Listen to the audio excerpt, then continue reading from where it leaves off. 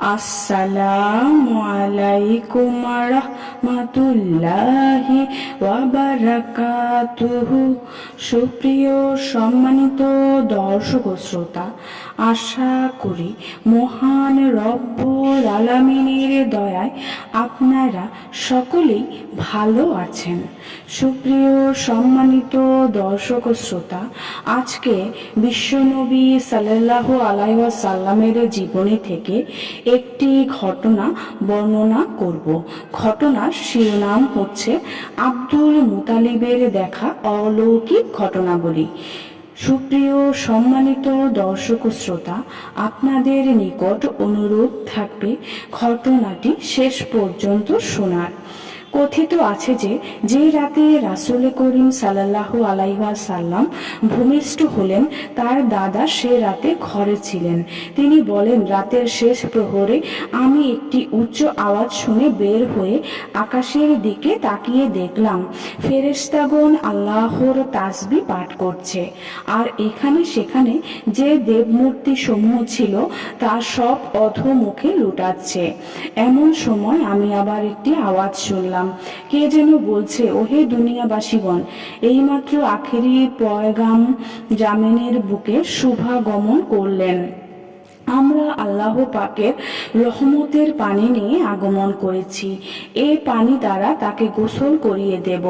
এ সময় আমি চেয়ে দেখলাম কাবা ঘরখানা হেলাদোলা করছে। এতে আমি বিস্ময়বৃষ্ট হয়ে বাইরে গমন করে দেখতে পেলাম সাফা ও মারোয়া পাহাড়দ্বয় থরথর করে কাঁপছে। এ সময় দৃশ্য দেখে আমার শরীরেও কম্পন শুরু হয়ে গেল। এমন একটি অদৃশ্য আওয়াজ শুনতে পেলাম, হে কুরাইশের প্রধান, ভীত হইও না, ভয়ের কোনো কারণ নেই। এ সময় আমার মনে প্রবল ইচ্ছা হলো পুত্রবধূ আমিনার ঘরে গিয়ে দেখি সেখানে ঘটনাটি কি। কিন্তু আমার অবস্থা তখন এমন পর্যায়ে পৌঁছেছিল যে আমিনার ঘরের নিকট যাওয়া আমার পক্ষে অসম্ভব বলে মনে হচ্ছিল। তবু বহু কষ্টে আমি তার ঘরের নিকট গিয়ে পৌঁছলাম। সেখানে পৌঁছে দেখতে পেলাম তার ঘরের উপরে ও চারদিকে কতগুলো সুন্দর পাখি উড়ে বেড়াচ্ছে, আর এক খণ্ড সাদা মেঘ বিবি আমিনার ঘরের উপরে স্থির হয়ে দাঁড়িয়ে আছে। এ দেখে আমি হতবুদ্ধি হয়ে জ্ঞান হারিয়ে পড়ে গেলাম। কিছুক্ষণ পর আমার চেতনা ফিরে আসলে আমি বিবি আমিনার ঘরে যাওয়ার জন্য অস্থির হয়ে পড়লাম। আমি ধীরে ধীরে উক্ত ঘরের দরজায় পৌঁছে উকি দিয়ে দেখলাম উট এবং আম্বর মিশ্রিত পানি গড়িয়ে যাচ্ছে ও চারিদিকে সুঘ্রাণে মোহিত হয়ে গেছে। ঘরের দরজা কিছুটা ফাঁক করে ভেতরে বিবি আমিনার দৃষ্টিপাত করলাম, কিন্তু দেখা গেল বিবি আমিনার ললাটে পূর্বেকার ও সে ঔজ্জ্বল্য এখন আর দেখা যাচ্ছে না। এতে আমি একান্ত উদ্বিগ্ন হয়ে বিবি আমিনাকে ডেকে জিজ্ঞেস করলাম, কি হে আমিনা, তুমি কি জাগ্রত না নিদ্রিত? আমিনা বলল, আমি জাগ্রত আছি। তখন আমি তার নিকট জিজ্ঞেস করলাম, তোমার চেহারায় এতদিন যে নূর বিচ্ছুরিত হচ্ছিল তা কোথায় গেল? তোমার ললাটে যে তা দেখা যাচ্ছে না, ব্যাপার কি মা?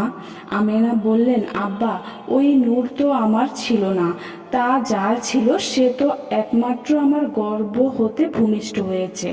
আমি বললাম, তবে সে মোহনীয় পরশমণি আমার নিকট দাও, আমি দেখে চক্ষু শীতল করি। জবাবে আমিনা বললেন, আব্বা, একটু ধৈর্য ধরুন, আপনি তো শিশুর দাদা, সবসময় দেখবেন।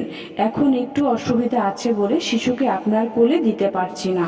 আমিনার কথা শুনে আমি নিজেকে অপমানিত বোধ করলাম এবং রাগে অধীর হয়ে ঘরের মধ্যে প্রবেশ করতে উদ্যত হলাম। কিন্তু হঠাৎ এক ভীষণাকৃতির লোক আমাকে বাধা প্রদান করে বলল, তুমি এখন ঘরের মধ্যে প্রবেশ করতে পারবে না, কেননা এখন ঘরের ভিতর ফেরেশতাগণ শিশুর পরিচর্যায় রত। যে লোকটি আমাকে বাধা দিল তার মতো ভীষণাকৃতির লোক আমি আর ইতপূর্বে কখনো দেখিনি। সুতরাং ভয় পেয়ে আমি চেষ্টায় বিরত হয়ে এ ঘটনা কুরাইশদেরকে জানাতে ইচ্ছা করলাম, কিন্তু তাও সম্ভব হলো না, যেহেতু হঠাৎ আমার জবান বন্ধ হয়ে গেল এবং 7 দিন পর্যন্ত আমার মুখ হতে কোনো কথাই বের করতে পারলাম না। হাদিস শরীফে বর্ণিত আছে যে হজরত রাসূলে করিম সাল্লাল্লাহু আলাইহি ওয়াসাল্লামের জন্ম নিশিতে দুনিয়ার যেখানে যত দেবমূর্তি ছিল সবই উপর হয়ে মাটিতে পড়ে গিয়ে আল্লাহর উদ্দেশ্যে সিজদা করেছিল। অগ্নিপূজক পারস্য রাজ নওশেরওয়ার আমলের রাজপ্রাসাদের ছাদে নির্মিত সুদৃঢ় 12টি গম্বুজ ভেঙে পড়েছিল। মক্কায় কাফেরদের কাবাঘরে স্থাপিত লাত, মানত, উজ্জা, হাবল প্রভৃতি 360টি মূর্তি উপর হয়ে পড়ে গিয়েছিল। ওই দিন পৃথিবীর কোনো বাদশাহর সিংহাসন বাকি ছিল না যে তা মাটিতে উপর হয়ে পড়েনি।